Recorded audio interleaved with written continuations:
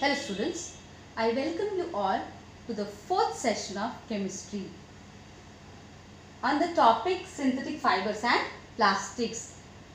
Today I will be taking up the subtopic nylon.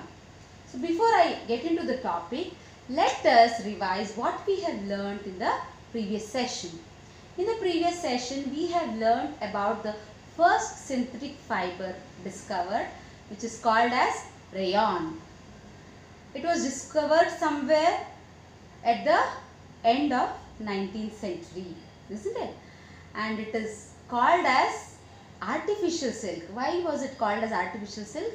Because it had properties similar to that of silk. What were the properties?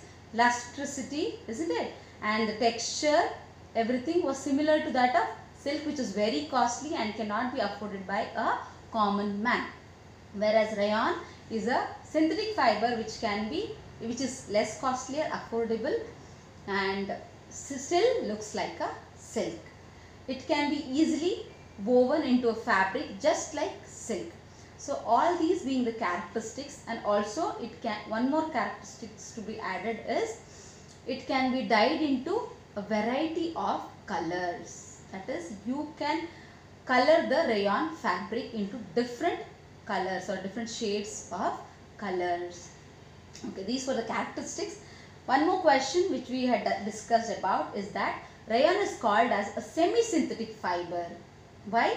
Because it is made up of cellulose, sodium hydroxide, sulfuric acid and carbon disulfide. These are the raw materials, wherein one of the component, that is cellulose, is derived from a natural fiber, that is from a tree, isn't it? That is, wood pulp is the first raw material from where we obtain cellulose. Therefore, it is not completely called as a synthetic fiber. It is a semi-synthetic. What do you mean by semi?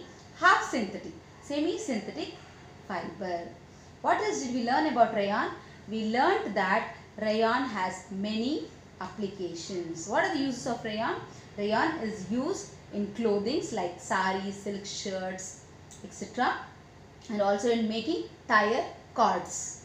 It is mixed with other natural fibers like cotton to make caps, curtains, etc. clothings like dress material, or it may be shirt or etc. anything. Okay, clothings, basic wear, and it is mixed with wool to make carpets, right? Okay, this is all we learnt about rayon in the previous session. In today's session, I will be taking up the next synthetic fiber, that is nylon. Nylon can be split into two, nine and lon. The name is derived because it was co-found in two places, that is New York, from which these two letters have been taken, New N and York Y, NY, and from London, LON.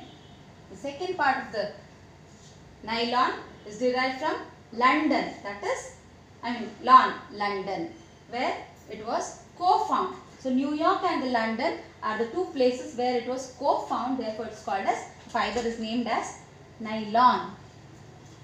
Now, this is the first completely synthetic fiber.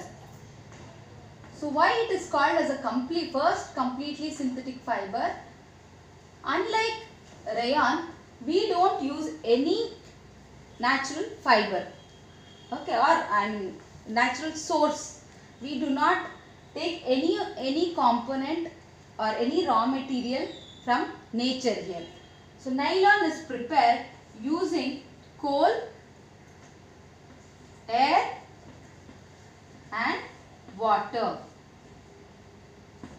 So basically we use coal, air and water, which is not from a natural source. Therefore, it is called as a synthetic fiber, completely synthetic fiber. So we are not using wood pulp, etc., isn't it? Therefore, it is called as the first completely synthetic fiber. First completely synthetic fiber. It was discovered somewhere during 1931. So now we know from where we got the name nylon. New York and London, we got to know that this is the first synthetic fiber. we know from what are the raw materials used, when it was invented or made, right? Let's learn about the characteristics of nylon. Now, what are the characteristics of rayon? What did you learn? It is lustrous, isn't it? Can be dyed into various colors, can be woven like silk fibers into fabric. Likewise, nylon has many characteristics. First characteristic is it has high tensile strength. So, what do we mean by tensile strength?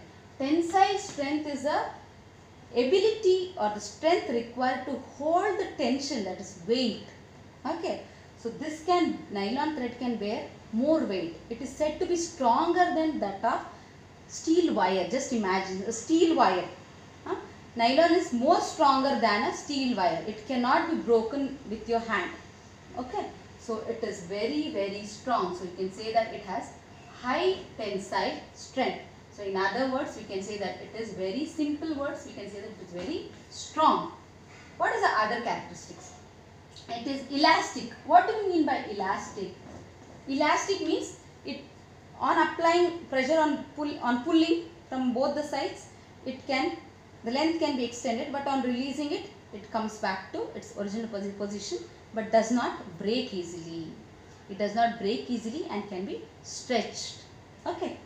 So, this is elasticity, or you can say nylon is elastic. It is easy to wash and maintain. It can be easily washed.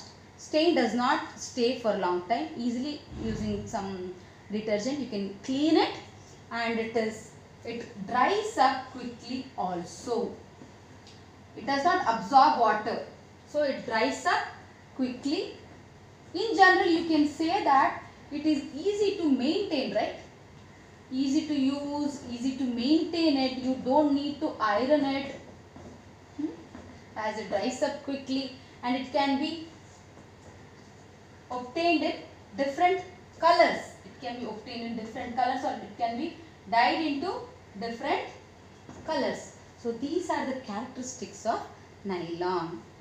One more characteristic I want to tell is that it is lustrous also. That is, it is shiny, just like that of rayon. Not similar, but it has lustrosity, or it is lustrous. So, these are the characteristics of nylon.